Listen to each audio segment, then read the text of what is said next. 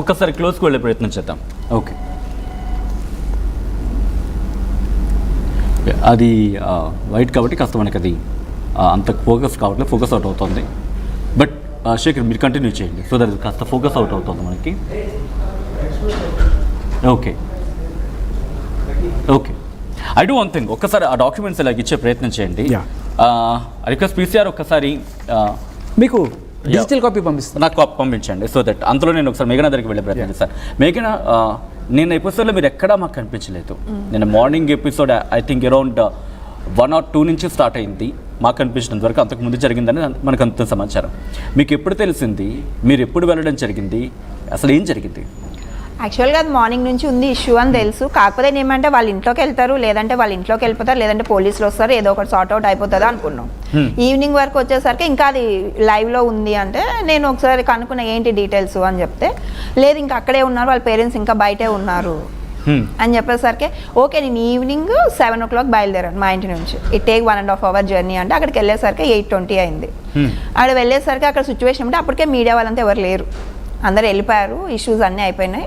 ఇంకా మీడియా వాళ్ళందరూ వెళ్ళిపోయాక నేను అన్నాను వెళ్తేనే ఒక 2-3 ఛానల్స్ ఉన్నాయి అక్కడ, వాళ్ళు నేను ఇంటర్వ్యూస్ కూడా ఇవ్వాలి, నాకు పబ్లిసిటీ అవసరం లేదు, అక్కడ వాళ్ళు ముసలి బాధపడుతున్నారు అన్న ఇంటెన్షన్ తప్ప నాకు వేరే ఉద్దేశం ఏం లేదు అని చెప్పేసి నేను వెళ్ళి మాట్లాడదాం ఏంటి అనేసి నేను లావణ్యని పిలిచి, లావణ్య రా మాట్లాడంటే నువ్వు ఎవరు అంటే నేను మేఘనా అనేసరికి ఇంకా ఓ నా గురించి ఇంటర్వ్యూలు నువ్వే కదా ఇచ్చావు అది ఇది అనేసి ఇంకా ఆవిడ స్టార్ట్ చేసింది. ఏమంది అంటే ఇంక ఇట్లనే నువ్వు నన్ను నా కుక్కలతో నేను పెట్టుకుంటా, నాతో రిలేషన్ ఉంది అని, నా గురించి నువ్వు బాగానే తెలుసు కదా అంటే తెలుసమ్మా నీకన్నా ఎక్కువ తెలుసు నాకు నీ గురించి అని చెప్పాను. అని చెప్తే ఇంకా వాళ్ళ ఫాదర్ కూడా వచ్చాడు, అది ఇది అని అంటే అంకుల్ మీరు పొద్దు నుంచి అరుస్తూనే ఉన్నారు, పక్కనకి వెళ్ళి రెస్ట్ తీసుకోండి, ఇంకా మీకు ఇంకా మంది అయ్యే టైం డ్రింక్ తాగే అలవాటు ఉందిలేండి మీకు, వెళ్ళిపోండి ఇంకా మీరు రెస్ట్ తీసుకోండి, నేనేం మీతో మాట్లాడుతుంటే ఆవిడతో ఏం మాట్లాడాల్సిన అవసరం లేదు, మనం ఆవిడతో ఎందుకు మాట్లాడాలో మనం. ఆవిడ నన్ను చూసేసరికి కొద్దిగా అప్సెట్ అయిపోయింది, నా పేరు వింటేనే ఆవిడ కొద్దిగా మూడ్ ఆఫ్ అయిపోతుందిలేండి. ఆవిడ గురించి ఆవిడ నిజాలు నాకు తప్ప ఎవరికి ఎక్కువ తెలియదు, ఆవిడ మొత్తం బయోడేటా నాకు తెలుసు. అందుకనే ఇంకా ఆవిడ కొన్ని ఇంటర్వ్యూస్లో నేను అన్ని పచ్చివి నిజాలు చెప్పడం వల్ల ఆమె మీద నా మీద ఫుల్ ఇది, నా మీద కూడా అందరితో ఒక ఎంక్వైరీ చేయించింది, ఆమె ఎవరు, ఆమెకు నా గురించి ఎట్లా తెలుసు, అన్ని డీటెయిల్స్ ఎవరు చెప్పారు, ఎవరు లింక్లో ఉన్నారని చాలా రోజులు సెర్చ్ చేసింది.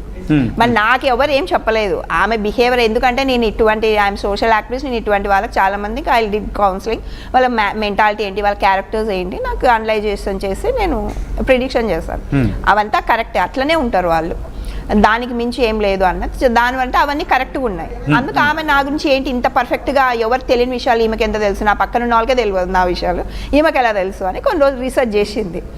దాని తర్వాత నన్ను చూసేసరికి మేఘనా అనే వర్డ్ వినేసరికి ఆమె కొద్దిగా ఇదైపోయింది, ఒక్క మాట మాట్లాడలేదు నాతో, తప్పించుకొని ఐ కాంటాక్ట్ కూడా ఇవ్వడం, తప్పించుకొని తిరుగుతూ ఉంది అది ఇది అని చెప్పేసరికి యాక్చువల్గా ఆమె అన్నింది కదా, అందరు మీడియా వాళ్ళతో ఏమంటుంది, నేను ఇన్ని రోజులు ఉన్నాను ఇప్పుడు ఎందుకు వచ్చారు రాస్తారని వాళ్ళ పేరెంట్స్. తను ఒక మాట అనడం జరిగింది, దాదాపుగా 1.5 year అవుతుంది ఆ ఇంటికి సంబంధించి ఎలక్ట్రిసిటీ బిల్ కావచ్చు, లేకపోతే మెయింటెనెన్స్ కావచ్చు, ఇన్నాళ్ళు ఈ 1.5 year ఎక్కడ ఎవరు కనిపించట్లేదు, ఇప్పుడు వచ్చారు, ఇప్పుడు నా ఇల్లు అంటున్నారు అంటూ క్వశ్చన్ రైజ్ చేశారు. దానికి రీజన్ ఏమి అని అంటే ఆ కమ్యూనిటీ వాళ్ళందరూ, ఆ సొసైటీ వాళ్ళందరూ ఆమె ఇల్లీగల్ యాక్టివిటీస్ గురించి అది ఉందంటే, ఇప్పుడు ఓనర్కే కదా కంప్లైంట్ చేస్తారు, ఇప్పుడు మీ పక్కన ఎవరైనా ఇష్యూ చేస్తే ఎవరు కంప్లైంట్ చేస్తారు, యూ టెల్ ద ఓనర్. అది పాయింట్ ఏమంటే వాళ్ళు చెప్పడం, మామూలుగా చెప్పడం నుంచి 1 year నుంచి అవుతుంది, బట్ ఇతను రాస్తారని బయట ఉండడం వల్ల అవన్నీ ఇది అవ్వలేదు.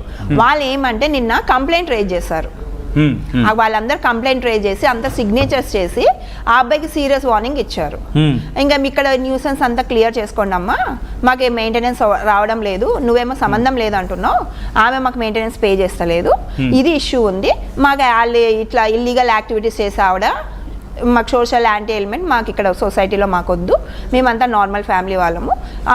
మీరు అంటుంది ఏంటంటే కనుక వాళ్ళు కంప్లైంట్ ఇచ్చారు, బట్ కంప్లైంట్ అంశానికి ఈ 1.5 year ఎవరు కనిపించలేదు, ఇప్పుడు ఎందుకు వచ్చారనేది వాళ్ళు తను లావణ్య అడుగుతున్న question. At the same time ఇప్పుడు రాజ్ తరుణ్ పేరెంట్స్ ఇప్పుడు ఎందుకు వచ్చారు, రాజ్ తరుణ్ ఎందుకు రాలేదు? రాజ్ తరుణ్ రాడు ఎందుకు అని అంటే అది పెంట అని తెలుసు. ఇప్పుడు రాజ్ తరుణ్కి అంతే ధైర్యం ఉంది అంటే ఆమె ఇన్ని ఆటలు ఆడాల్సిన అవసరం లేనే లేదు. ఆ అబ్బాయి కొద్దిగా ఏమంటే కొన్ని రోజులు ఆమె వల్ల ఇద్దరు ఒక మ్యూచువల్ అండర్స్టాండింగ్లో హెల్ప్ అయ్యింది. ఇప్పుడు ఆమెను ఈ రోజైనా ఒక్క అబ్యూస్ వర్డ్ మాట్లాడారు రాస్తారు ఎక్కడైనా ఇంటర్వ్యూలో మాట్లాడలేదు, ఎందుకంటే ఓకే అనుకున్నప్పుడు జర్నీ చేస్తాం, ఇప్పుడు వద్దనుకున్నప్పుడు దూరంగా వెళ్ళిపోతాం. ఇప్పుడు ఫేస్ టు ఫేస్ ఇప్పుడు అబ్బాయి హీరో, నోటెడ్ హీరో. లావణ్య ఎవరికి తెలియదు, రాజ్ తరుణ్ వల్ల లావణ్యకు ఫేమ్ వచ్చింది తప్ప. ఇప్పుడు అబ్బాయి మీడియాకి వస్తే 100 ఛానల్స్ వెళ్ళి అబ్బాయిని కవర్ చేస్తే అక్కడ ఈ విషయం సాల్వ్ అవుతుంది అంటారా? అవ్వదు కదా, ఇంకా పెద్దగా అవుతుంది. బట్ అక్కడ తను క్వశ్చన్ రైస్ చేస్తుంది ఏంటంటే, అత్త మామలుగా వచ్చి ఉంటే కనుక నేను ఇంట్లోకి అలౌ చేసేదాన్ని, కానీ గుండాలు వచ్చి నా మీద దాడి చేశారు, అలాంటప్పుడు నేను ఎలా అలౌ చేస్తాను? పోలీసులు వస్తే ఇన్ఫాక్ట్ పోలీస్ స్టేషన్కి వెళ్దాం, పోలీస్ స్టేషన్లో తేల్చుకుందాం, ఆ తర్వాత నాకు ప్రాణహాని లేదంటే కనుక నేను అలౌ చేస్తాను అనేది తను అన్నమాట. ఈ డిస్కషన్ వచ్చిందా తనతో ఇప్పుడు పాయింట్ ఏంటంటే అండి, ఇప్పుడు వాళ్ళిద్దరు కాళ్ళు లేవలేని పరిస్థితిలో ఉన్నారు. లేవలేని పరిస్థితిలో ఉన్నప్పుడు సరే వీళ్ళు పోయి వాళ్ళ సొంత ఇంట్లో అబ్బాయి పోయి ఉంటే సరే ఈమె కొన్ని యాక్టివిటీస్ పోతుంది, సరే మా పేరెంట్స్ ఉన్నారు వాళ్ళకి టేక్ కేర్ చేస్తారన్న ఉద్దేశంతో రాసిన వాళ్ళ పేరెంట్స్ని పంపించాడు. ఇప్పుడు వాళ్ళకి హెల్ప్ చేయడానికి వాళ్ళు లేవలేని పరిస్థితిలో ఉన్నప్పుడు ఒక 2-3 వాళ్ళ తెలిసిన వాళ్ళని, ఒక 2-3 అబ్బాయిల్ని పంపించారు రాస్తారు. ఇప్పుడు ఈవిడ సరే అత్త మామ రాని ఎవరన్నా ఉండనండి, ఇప్పుడు మీ ఇంటికి ఎవరైనా వచ్చారనుకోండి, ఒక మర్యాద రండి కూర్చోండి మాట్లాడతాం, అంతే కదా. ఇప్పుడు అత్త మామ అంటుంది, రాస్తారు నువ్వు చిన్నోడా అంటది, నా మొగుడు అంటది, అట్లా అన్నప్పుడు సరే రండి కూర్చోండి, ఏంటి మీ